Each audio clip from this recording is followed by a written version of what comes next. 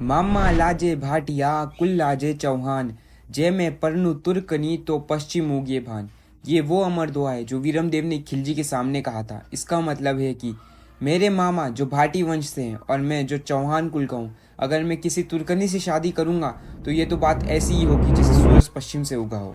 तो कहानी कुछ ऐसी है। दिल्ली के सुल्तान अलाउद्दीन खिलजी की बेटी फिरोजा वीरमदेव चौहान पर मोहित हो गई थी। फिरोजा ने अपने पिता से प्रेम व्यक्त किया।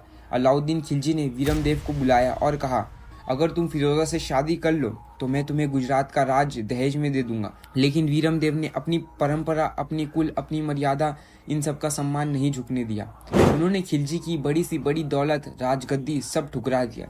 जब वीरमदेव ने रिश्ता ठुकरा दिया, फिरोजा ने ये दोहा कहा था, वर वरा तो वीरमदेव ना तो रहू अकम सुंदरी। इसका मतलब मैं विवाह करूंगी तो सिर्फ वीरमदेव से करूंगी, वरना पूरी जिंदगी कुंवारी रहूंगी।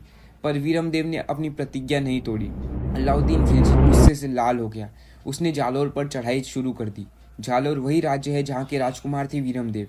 बहुत समय तक युद्ध चला और अंत में राजपूत वीरों ने वीरगति प्राप्त कर ली और वीरमदेव भी वीरगति को प्राप्त हुए।